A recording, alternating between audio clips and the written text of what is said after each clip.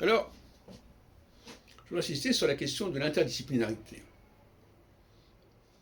Par exemple, Yves Lenoble a appelé son site le site des astrophiles. Pas mieux dire. En revanche, quand on regarde Téléprovidence, notre chaîne, elle n'est pas du tout réservée à l'astrologie. Elle s'appelle la chaîne de la subconscience, ce qui est beaucoup plus large que l'astrologie. Et toute la question est là. Barbeau non plus n'a pas échappé, n'est pas sorti de l'astrologie. Même quand il fait des incursions vers la psychanalyse, c'est la psychanalyse à l'astrologie, etc., ou l'astrologie et l'histoire. Donc finalement, ce sont des populations, ce sont des gens qui ne se manifestent pas en dehors de l'astrologie. Et quand ils se manifestent en dehors de l'astrologie, c'est pour se référer à des données qui sont fournies par d'autres domaines, mais sur lesquels ils n'ont pas d'expertise. Quand Barbeau fait le rapport entre l'astrologie et l'histoire, il ne propose pas une théorie de l'histoire. Il ne propose pas un modèle de l'histoire. Et pour la psychanalyse, c'est pareil. Or, moi, ce qui me paraît important, c'est au contraire de dire que l'astrologue doit avoir une compétence élargie. Il doit être capable de renouveler aussi d'autres domaines, parce que c'est en renouvelant ces autres domaines qu'il y aura des passerelles qui pourront se produire. Parce qu'une des raisons pour lesquelles les passerelles ne se font pas entre l'astrologie et d'autres disciplines, c'est que les autres disciplines n'ont pas suffisamment évolué. C'est le retard des autres disciplines, quelque part, et même sur le plan technologique c'est pareil, qui fait que l'astrologie n'arrive pas à s'intégrer. Retard, par exemple, technologique, c'est-à-dire qu'on ne sait pas encore reprogrammer l'ADN, on ne sait pas encore restructurer le système solaire, etc. Et puis, effectivement, on n'a pas compris l'importance des leaders en astrologie, et chez les historiens non plus d'ailleurs. On est marqué dans les années 30-50 par ce qu'on appelle la nouvelle histoire, avec Marc Bloch, Fernand Braudel, etc., qui ne privilégient absolument pas les leaders. C'est plutôt ce qu'on appelle l'histoire de la longue durée. Alors donc un cycle de 6 ans, c'est pas vraiment la longue durée, par exemple. Et par conséquent, je pense à Eustache Lenoble,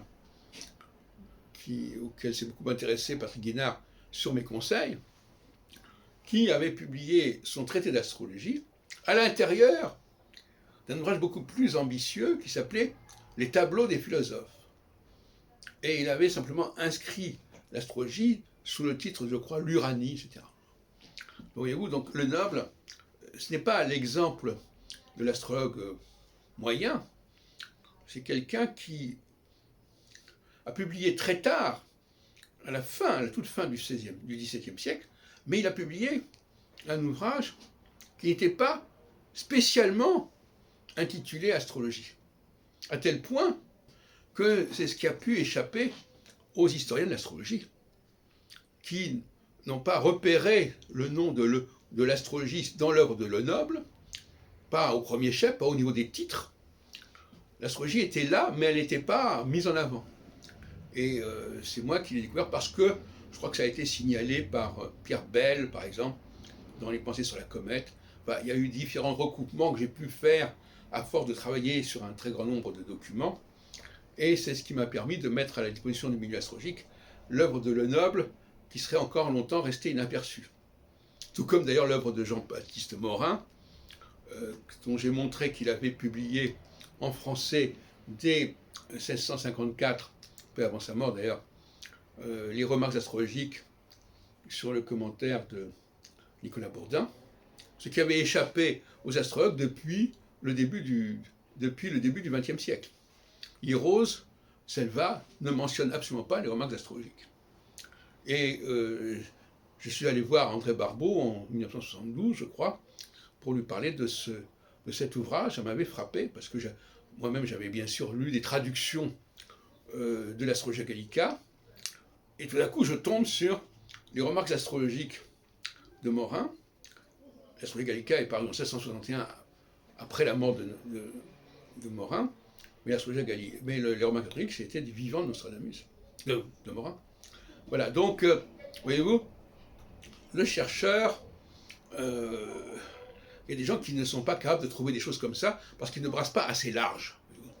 C'est le problème aussi de Patrice Guinard, finalement, qui n'avait pas trouvé le travail de Morgard, qui touche au Sixin, fameux au 58 Sixin, parce qu'il ne s'intéressait qu'à Nostradamus, qu'à ce qui s'appelait Nostradamus, etc. etc.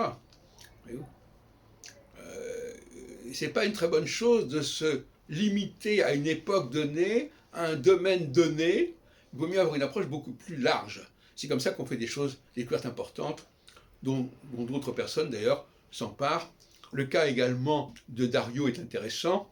L'introduction au jugement des As de Dario de 1658, je crois, qui a réédité en 1990, chez Pardès, la demande de Denis Labouré. C'est moi qui l'ai découvert, et j'ai découvert surtout que c'était un traité d'astrologie horaire. Cela dit, j'avais remarqué aussi, parce que j'avais beaucoup travaillé sur l'astrologie anglaise, que cet ouvrage avait été traduit en anglais et qu'il avait été utilisé par William Lilly. Et en fait, l'astrologie horaire, qu'on associe souvent aujourd'hui à l'astrologie britannique, elle était née justement de traduction de traités d'astrologie française. Mais le titre même de l'ouvrage ne l'indiquait pas. Oui, c'est ça qui est intéressant. L'introduction au jugement des astres, on ne nous dit pas spécialement que c'est de l'astrologie horaire. C'est pour ça que ça n'avait pas été repéré. De la même façon, pour revenir à Eustache Le Noble, c'est moi qui ai découvert que était là, dans ses ouvrages vers 1788, avait réutilisé Le Noble. Mais ça n'avait pas été dit non plus. Et c'est moi qui l'ai découvert et qui l'ai publié en 93. Voyez-vous ? Donc la carrière d'un chercheur, c'est de mettre en avant des textes qui sont oubliés, qui sont négligés, et dont on n'a pas compris l'importance. Un vrai chercheur.